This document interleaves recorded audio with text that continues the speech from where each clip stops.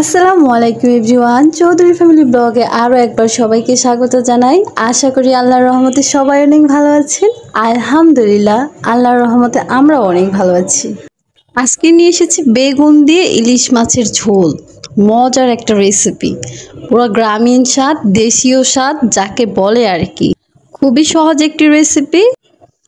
ইলিশ মাছের তরকারি রান্না করব, তাও আবার সহজ রেসিপি। এটাও কি সম্ভব? সম্ভব।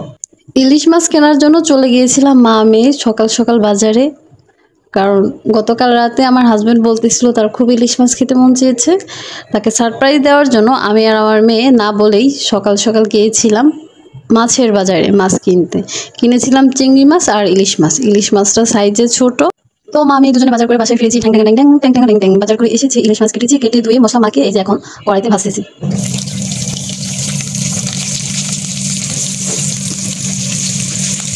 ইলিশ মাছ সুন্দর করে উল্টিয়ে পাল্টিয়ে ভেজে নিচ্ছি, কারণ ইলিশ মাছ যদি একটু কড়া ভাজা হয় খেতে কিন্তু ভালো লাগে। কাঁটাটা অত গলায় আটকে না বা বিঁধে না, কোনো সমস্যা হয় না। মাছের রেসিপি বলতে বলতে এখন একটা গল্পের রাজ্যে হারিয়ে যাচ্ছি।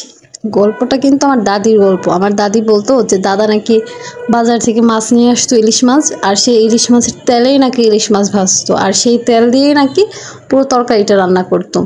কিন্তু এরকম কিন্তু আমাদের এখন হচ্ছে না, বা আমি কখনো সরাসরি দেখিনি যে ইলিশ মাছের তেলে ইলিশ মাছ ভাজছে, ওই তেল দিয়ে আবার তরকারি রান্না করছে। আমি এখনো দেখিনি বা আমি এখনো ভাজিনি। আপুরা, আপনার কি কেউ এরকম ভেজেছেন বা দেখেছেন? প্লিজ কমেন্টে জানাবেন। ইস, আগের দিনের মতো যদি এরকম হতো, ইলিশের তেলে ইলিশ মাছের তরকারি রান্না করতে পারতাম, কতই না ভালো হতো। এত দাম দিয়ে বাজার থেকে আর তেল নাই কিনতে হতো। আগে দর্শনদারি, পরে গুণবিচারী। তো দেখা যাচ্ছে বেগুনের তরকারি রান্না করব। বেগুনের তরকারি কিন্তু এমনিতে একটু অন্যরকম কালার হয়। এর জন্য আমি কিন্তু বেগুনের তরকারিতে টমেটো একটু বেশি করে দিয়ে দিয়েছি, যাতে কালার কম্বিনেশনটা অনেক সুন্দর থাকে, দেখতেও ভালো লাগে, খেতেও যাতে মজা হয়। টমেটো দিলে পরে যে কোনো তরকারির কিন্তু কালার অনেক সুন্দর হয়। আমি এখানে টমেটো কেচাপ করে নিয়েছি, আগে ব্লেন্ড করে নিয়েছিলাম মশলার সাথে। আবার আস্ত কয়েকটা টমেটো রেখেও দিয়েছি, পরে মিক্সড করব। আমার এই সহজ রান্না যদি কারো ভালো লেগে থাকে অবশ্যই লাইক কমেন্ট করবেন, কারণ আপনাদের একটা লাইক একটা কমেন্টই কিন্তু অনেক ইন্সপিরেশন পেয়ে থাকি আমরা। তো দেখা যাচ্ছে যেসব আপুরা ভালোবেসে লাইক করেন, কমেন্ট করেন, অনেক সুন্দর সুন্দর কমেন্ট করেন, আসলে তাদের উত্তর দিতেও অনেক ভালো লাগে। আর যখন দেখা যাচ্ছে ভালো কোনো কমেন্ট পাচ্ছি, তখন মনে হচ্ছে ওই আপুর চ্যানেলটা একটু ঘুরে আসি, দেখি আপু আজকে কী রান্না করেছে, কী ভিডিও দিয়েছে, তাকেও কিছু শুভেচ্ছা জানিয়ে আসি।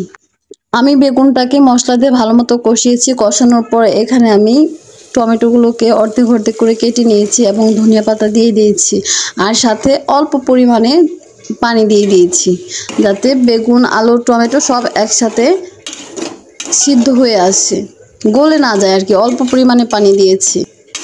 যেহেতু বেগুন দিয়ে ইলিশ মাছের ঝোল রান্না করব, এর জন্য আমি কিন্তু মাছগুলোকে আগেই ভেজে রেখে দিয়েছি। যখন আমার এই বেগুনের তরকারি প্রায় হয়ে আসবে, মানে প্রায় 100%-এর ভিতরে 80% হয়ে আসবে, তখন আমি ইলিশ মাছ ভাজাগুলো উপর দিয়ে দিয়ে দিব। আর তারপরে কিছুক্ষণ সময় রাখবো, যাতে ইলিশের গন্ধ যাতে পুরো তরকারি জুড়ে চলে আসে। বেগুনের তরকারি আমার অলরেডি 80% হয়ে গিয়েছে। এখন আমি ইলিশ মাছের পিসগুলো দিয়ে দিচ্ছি সুন্দর করে, যাতে ইলিশের সেন্ট পুরো তরকারি জুড়ে থাকে। আর এটা আমি যখন দিয়ে দিয়েছি, তারপরে কিন্তু আমি ঢাকনা দিয়ে দিব। ঢাকনা দিয়ে 4 থেকে 5 মিনিট, একদম অল্প আছে, 4 থেকে 5 মিনিট রাখবো। রাখার পরে দেখুন এই যে আমার ফাইনাল লুক। এটা আমার মূলত বেগুন ইলিশের ঝোল রেসিপি। বেগুনের তরকারিটার কিন্তু কালার চেঞ্জ হয়নি। অন্যান্য রেসিপিতে দেখবেন যে বেগুনের জন্য তরকারির কালার পুরো চেঞ্জ হয়ে যায়। আমি এখানে 2টা ট্রিক্স বলে দিয়েছি। প্রথমে টমেটোটাকে ভালো মতো ব্লেন্ড করে মিক্সড করবেন কষানোর সময়। আর সেকেন্ডলি যখন আপনি তরকারিটা নামিয়ে ফেলবেন, তার কিছুক্ষণ আগে টমেটো অর্ধেক অর্ধেক করে কেটে দিবেন। এতে বেগুনের কালার, তরকারির কালার অনেক সুন্দর থাকে।